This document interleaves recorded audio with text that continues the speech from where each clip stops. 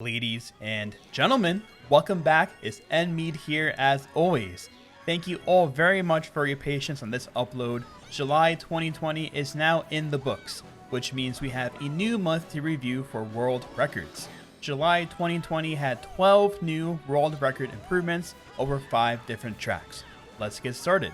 Kicking off the month of July, we have some activity on GBA Bowser Castle 3 No Shortcut.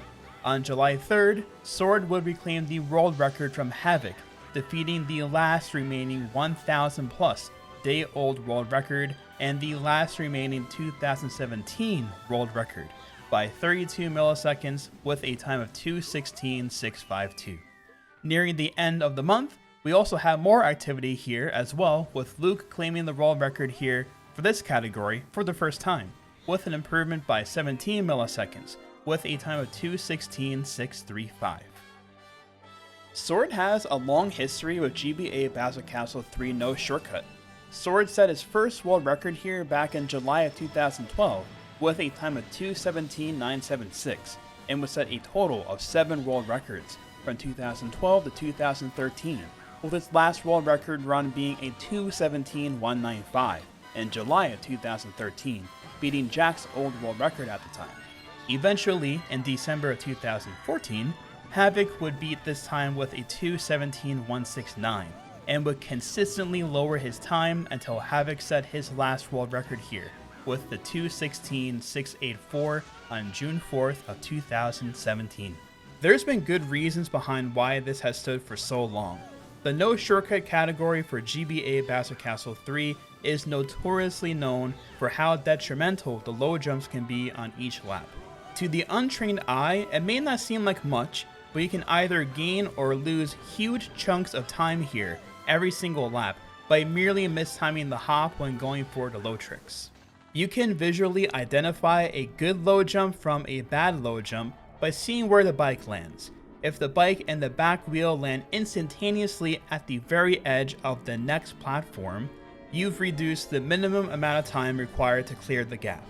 On top of this, by timing your wheelie input correctly, you have more time at maximum speed in a wheelie before going into the next low jump. If you mistime one of these low jumps, you lose more time by having more airtime between each platform and could potentially miss the low jump altogether, which loses the most time.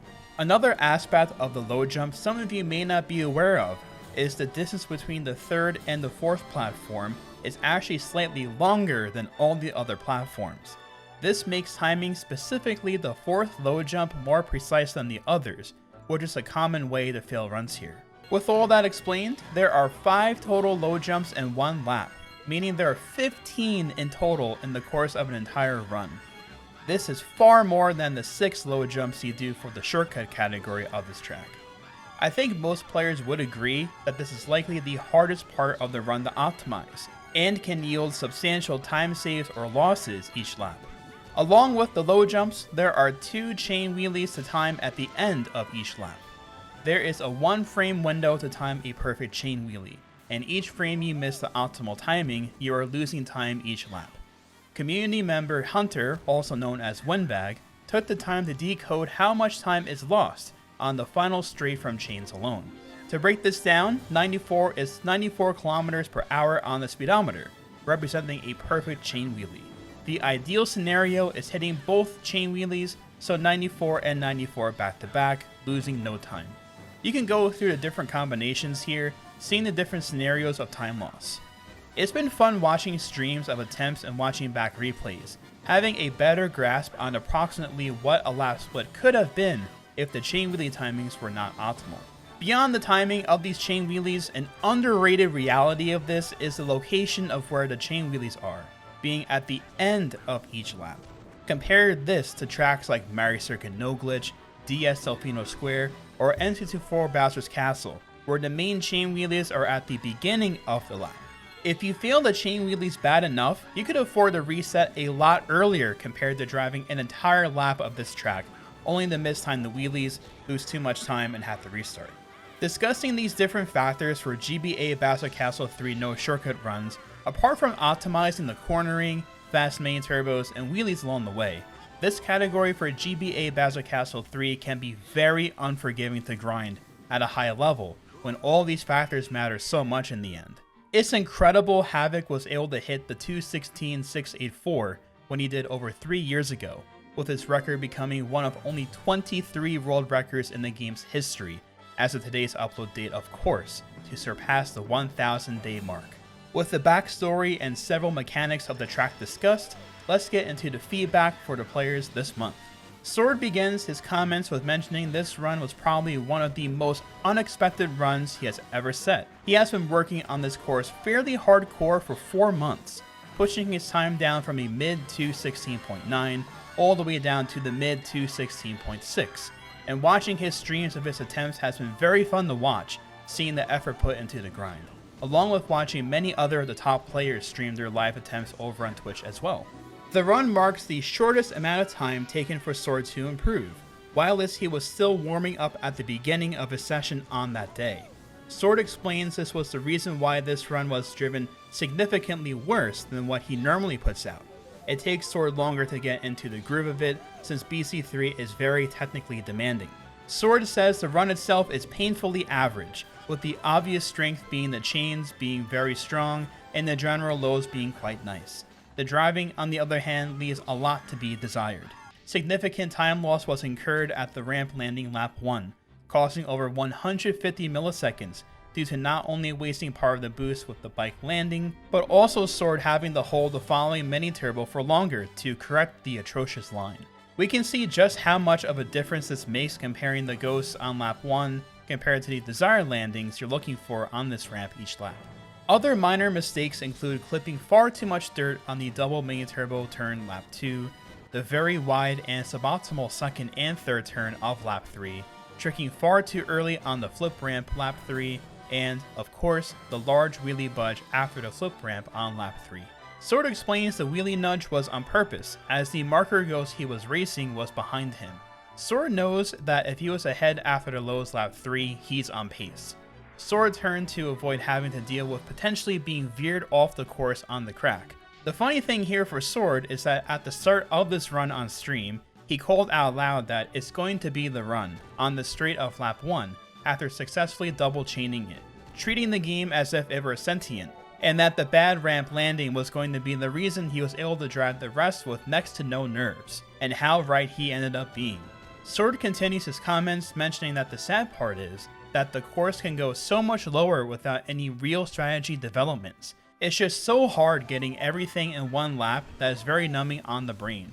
The driving, the lows, the slip turn, the flip ramp, the mushroom, the last turn, the double chain, they're all gravely important at this level. And definitely at this level now, getting a drop wheelie can end your run, and lows are as problematic as ever, where a perfectly driven lap is smashed to pieces if they aren't good enough. Sword mentions he has had a much stronger, much better driven run with worse chains, and managed to get the lows of a lifetime on lap 3.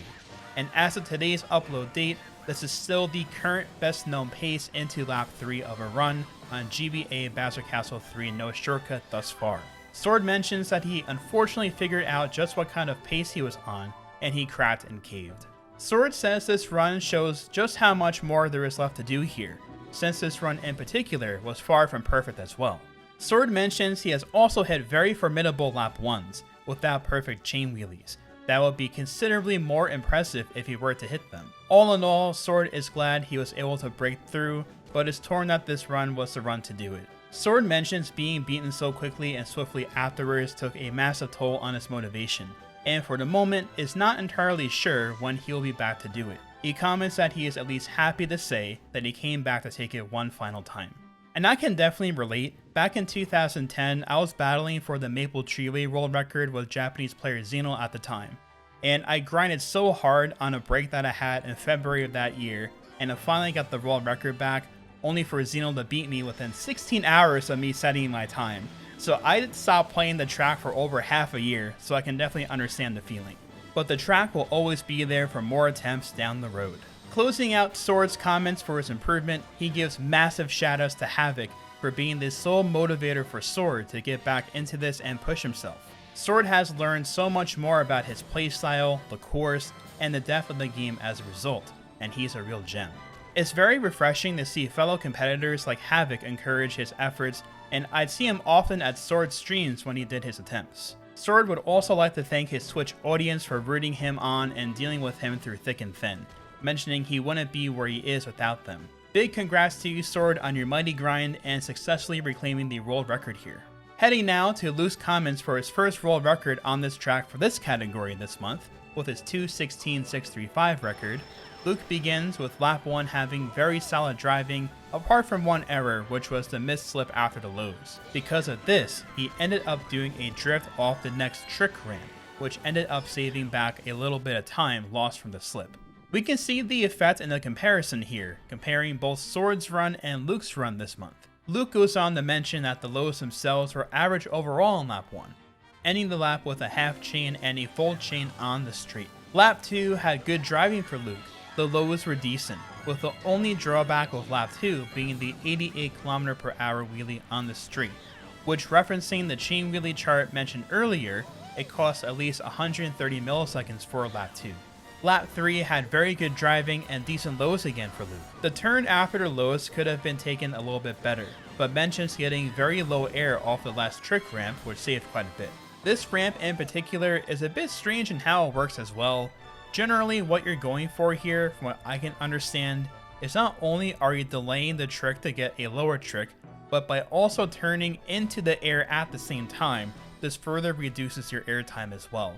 This sequence of inputs is very similar to what you do on the zipper trick ramp at the top of the spiral on N64 Bowser's Castle in comparison.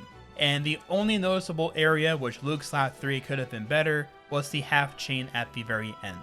Luke mentions that this lap 3 in his run is his personal best, with Luke's best lap 1 being a 45.538 as far as he can recall, although mentioning he definitely has potential to lower that as well. Luke mentions only around 2.5 and 0.4 paces, which both ended up failing into the low jumps on lap 3. With explaining the low jumps earlier on, this is also very challenging with the Wiimote and Nunchuck, which is what Luke uses.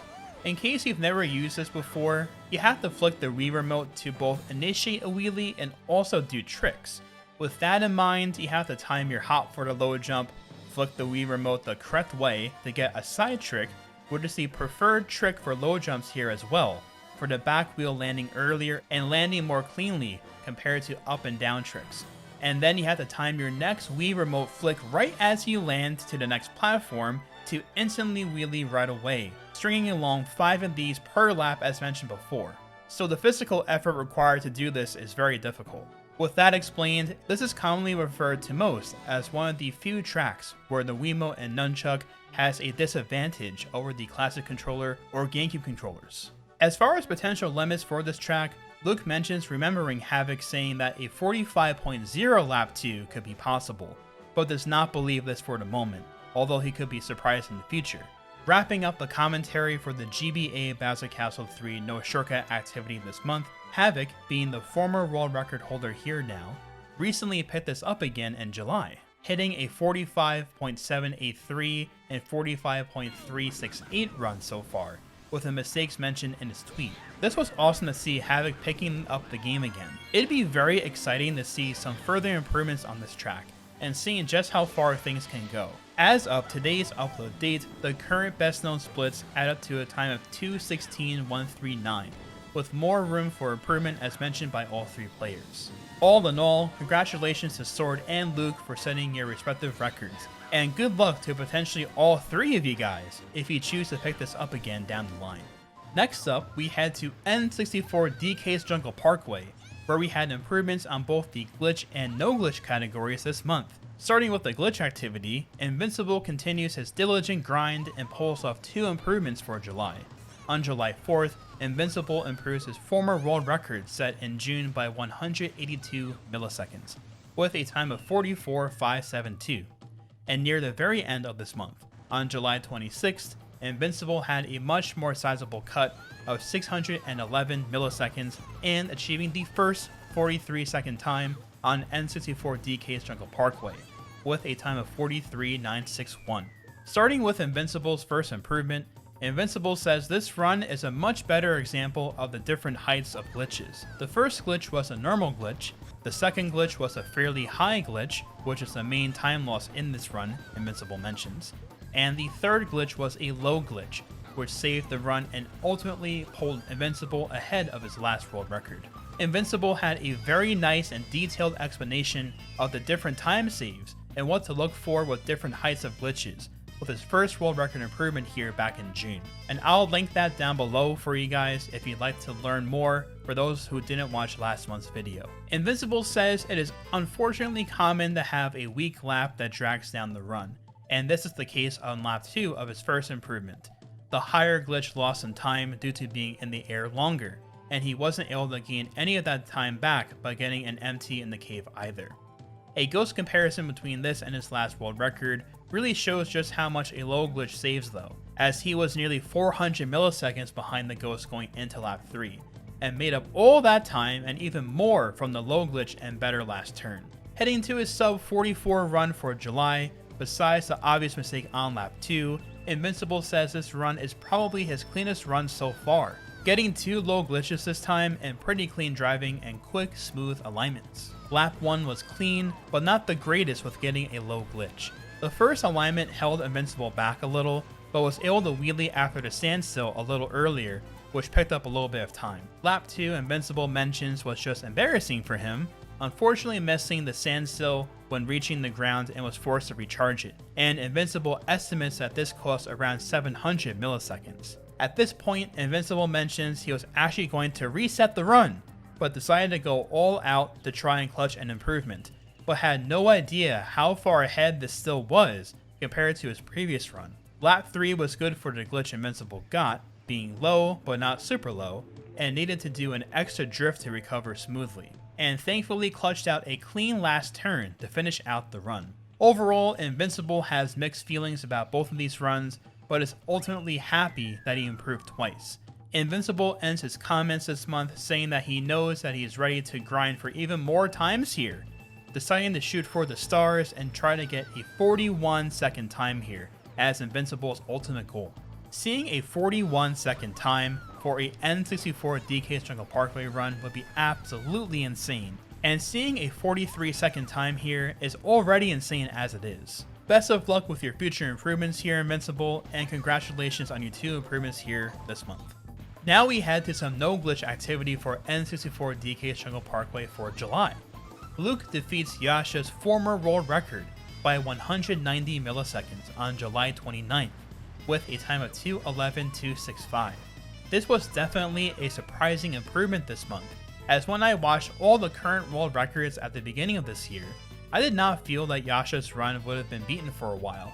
This also eliminates one of the last remaining world records from 2018 as well, with the 2 remaining 2018 world records being Luke's 1:43.152 on Moonview Highway, set on December 24th, 2018, and DK's 2:20.672 on Bowser Castle No Glitch, set on October 13th, 2018. Starting off Luke's comments for this run, Luke mentions this track itself is very fun and satisfying to drive, especially the second half. I agree as well. Apart from the very difficult mushroom cut at the end, the cornering of each turn during these runs are very satisfying to pull off, if you can stick on the mounds of each turn and cut them even tighter. Luke introduces a new strategy that has not been done in world record runs yet, which involves cutting this corner right after the cannon, pulling this off on laps 1 and 3. When attempting this in runs, Luke mentions this corner cut ended up being more consistent than he initially thought.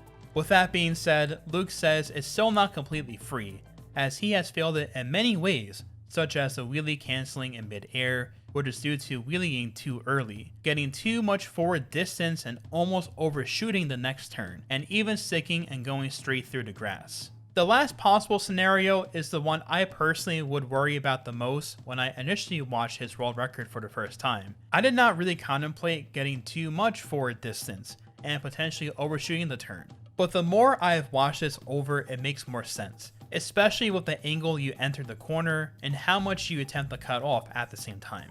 Lap 1 was driven well for Luke and is easily on pace for the best known split of at least a 43.6 lap 1 according to Luke, but unfortunately lost it all on the ending mushroom. Speaking of the mushroom, it is notoriously very hard not only to make it but to optimize it, and Luke mentions it was extremely difficult to optimize for himself as well. So many different variables to consider: how hard or soft your drift is, the timing of your hop into it, or even delayed drifting, not delayed drifting. And I'm glad Luke mentions this too, but the actual turn right before the shroom is highly underrated for how much of an influence it has on your setup for the shroom and making it even possible to begin with. The difference between an average shroom and getting an optimal shroom, Luke estimates saves around 150 to 200 milliseconds per one lap.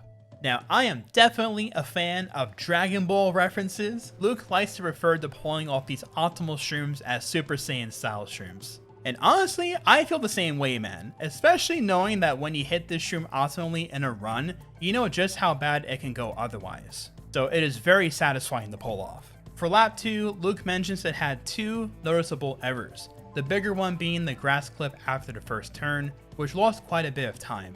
And we can see this on the multi-goes on the time loss from this compared to Yasha's run as well. Luke says he would have normally went for the turn skip after the cannon, but during the run he thought the grass clip lost less than he thought, so he chose not to go for it. The driving after the cannon was solid for Luke, besides another grass clip leading up to the bridge, and the shroom was only average due to entering slightly too late. Lap 3 had a small wheelie turn after the first turn, although it lost a lot less time compared to lap 2.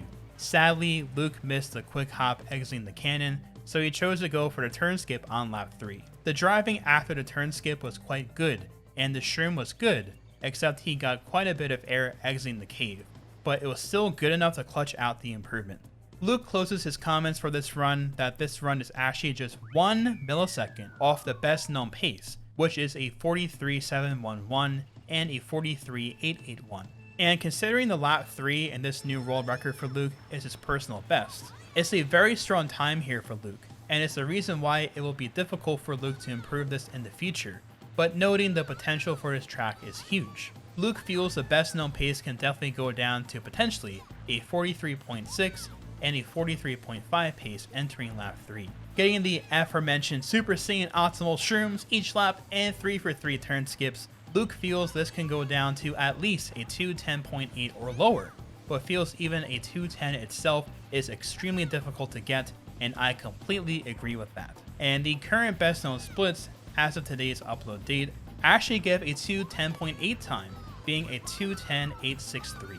With Luke's improvement getting N64 DK Jungle Parkway no glitch for the first time later on in July, this puts Luke at a total world record tally of 13 at the end of July, breaking the previous record by Fox of holding 12 world records at once that Fox held for almost 1 month, from mid-December 2015 to the first week of January 2016, looking back on the world record snapshot on mkwrs.com.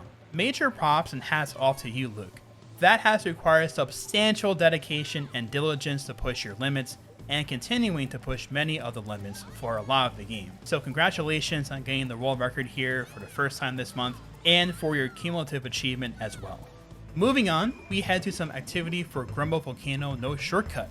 On July 17th, Connor reclaimed the world record from Blaze by 123 milliseconds with a time of 151.603. Connor says this run itself was good for what it was in his opinion. The last ramp on lap 1 was pretty bad for Connor, which we can see the time loss in comparison to Blaze's former world record. There was a really bad bounce before entering lap 3, which cost around 50 milliseconds as well, according to Connor, and a really subpar last ramp lap 3, which lost around 100 milliseconds compared to an optimal last ramp. And Connor says without the mistakes on lap 3, the last lap would have been a 36th lap for sure. Connor feels overall this run is still a solid run, but says it is still very improvable. The current best known splits give a total of 151.094 as of today's upload date, so there's still some room for improvement here. Even with that in mind, it's crazy to see the time as low as it is right now for Grumble Volcano. At least to me, anything in mid to low 152 territory is extremely good.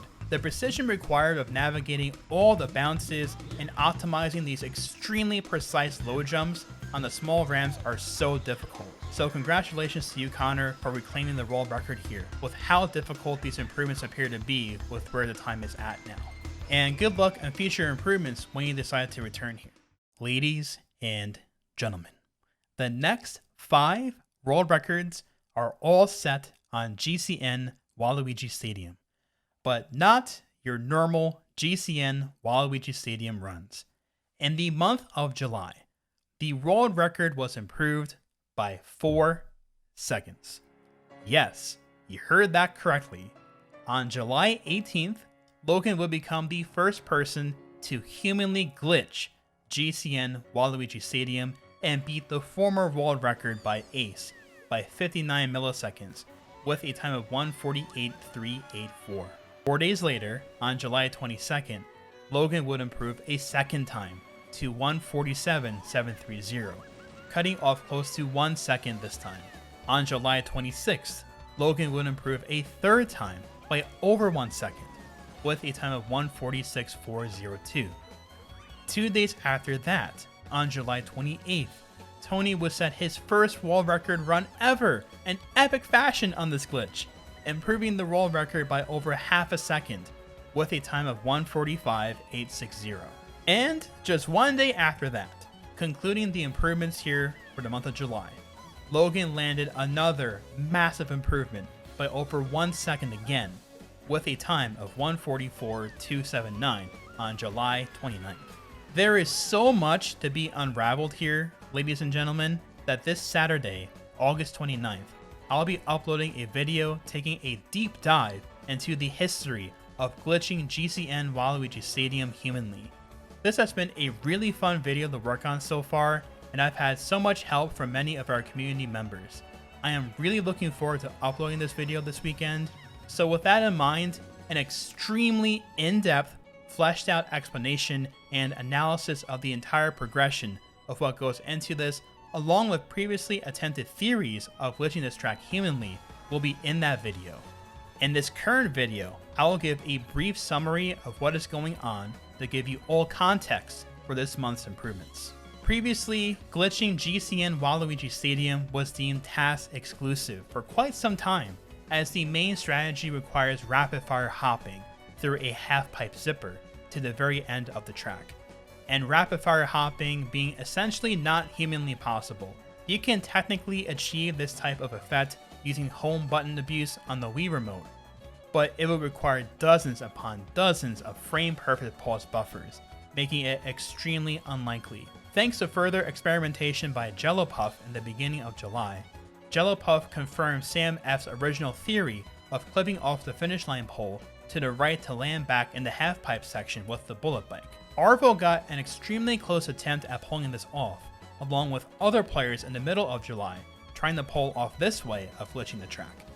EJ was asked by Arvo to task code his attempt, and during EJ's testing, he found a massive backwards hop and flew across the entire chasm he crossed and landed back on the track. With this new intel, EJ then decided to try this on the left side to see if it would count the lap, and sure enough, it did, confirming you can pull this off with 1 mushroom.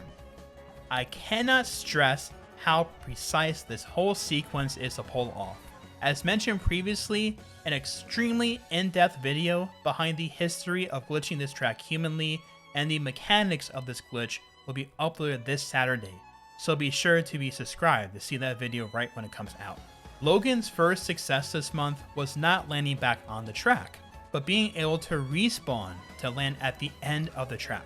Upon landing, Logan simply turns backwards, hits the last key checkpoint, then goes forward to complete the lap. Keeping it together, Logan was able to narrowly beat Ace's world record, and I thought it'd be amusing to compare both of these runs here, just to see how far behind Ace's run was, to seeing how close it finishes at the very end. Logan didn't want to talk about the driving for these attempts, but wanted to focus on how quickly the glitch developed. When Logan first started, Logan thought landing back on the track wasn't going to happen, as we can see from the first record explained previously. For Logan, it took a lot of grit to get through this and pull it off, ranking this as the second hardest glitch behind Rainbow Road of humanly possible glitches to execute. Logan says this could have never happened without the works of Jellopuff and EJ, that they deserve the most credit out of anyone or else this wouldn't have happened. Logan finishes his comments that it looks like we have one place to go, and that's completing the hardest glitch in Mario Kart history, which I'm sure he is referencing to glitching Rainbow Road. If anyone is up for the task, it would definitely be Logan. Huge congrats for pulling this off for the first time and all of your subsequent improvements throughout the month. And although he did not want to talk about the driving of each attempt, I'd like to at least highlight that his second improvement of 147.730 was also the first successful completion of landing back on the track without needing the respawn and completing a world record run with it. I thought it was crazy that not only one person pulled this off even once, but 2 people did it so far, with Tony setting his first overall world record being on this insane glitch. Tony has some comments for his run. Tony mentions that lap 1 was honestly pretty average, but lost some time on the turn after going backwards. Lap 2 for Tony was less than spectacular, with nerves definitely getting to him on that lap, driving into the mud, which was a mistake that Tony would usually never make. Tony says once he did that, he honestly thought that the record was out of the question. On lap 3, Tony's goal was to do consistent strategies and not try and risk anything to ensure he could at least have a shot at the record. And to Tony's surprise, he managed to drive an average lap for Tony's standards, which was more than enough to beat Logan's previous 146 record, with Tony saying he probably popped off harder than he ever had in his entire life. I would too, honestly. Getting your first world record on one of the hardest glitches to pull off in the game, with how insane this is just to look at visually, absolute major props to you, Tony.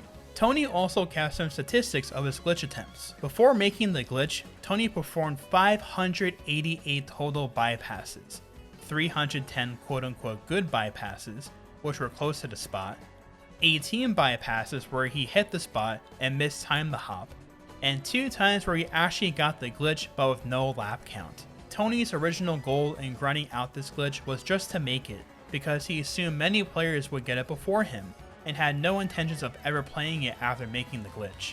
But to Tony's surprise, Logan seemed to be the only player who was making it.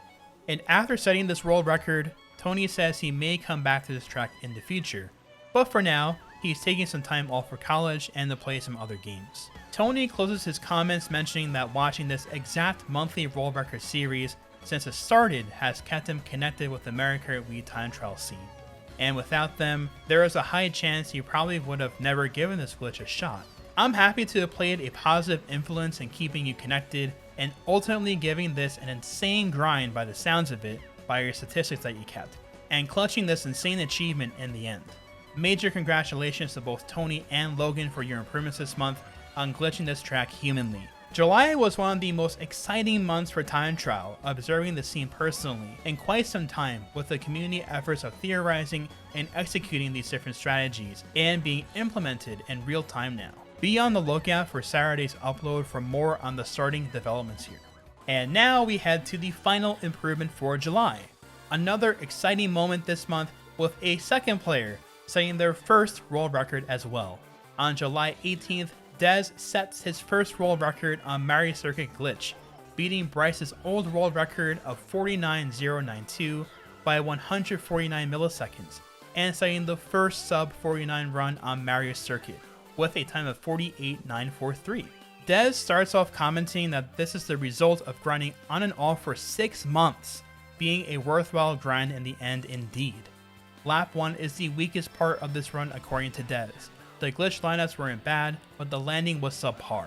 Dez didn't think he could get a sub 49 without getting a sub 21 lap 1, because the former world record at the time had a 20.7 lap 1. Dez had over 300 milliseconds to make up, and Dez saved almost all of it on the lap 2 glitch landing. Landings like this are somewhat rare, but Dez mentions there are ways to get it more consistently. Dez estimates that this saved around 200 milliseconds. However, if done ideally, it could probably save 300 milliseconds compared to an average landing. Just looking at these comparisons, the difference between a good landing and a bad landing is huge. Lap 3 also had a solid landing, though it probably only saved around 50 milliseconds. Forecasting further progress here, Dez says the key to further improvements will be getting better landings more consistently, and I agree. Dez says he can see someone getting a good landing 3 for 3 someday, and with that, the record probably could be brought down all the way to a 48.6 or even a 48.5. The best known splits currently give a 48.317, but will certainly reach 48.2 in the future, according to Dez. With this record, Dez says he has reached his main goal on the track of a sub 49, and is currently taking a break. Dez would like to improve his run at some point, and does not doubt that he will be back for more soon. What an epic way to set your first world record, Dez. A 6-month on and off grind is massive and requires a lot of dedication and diligence. Congratulations on setting your first world record, and good luck on your future improvements. With July 2020 in the books, we are officially at 70 world records set in 2020 thus far, averaging exactly 10 world records per month in the first 7 months of 2020. We've seen the new developments of glitching GCN Waluigi Stadium humanly this month, many of the oldest world records taken down in 2020, further optimizations for improvements, and new players setting their first world records this year.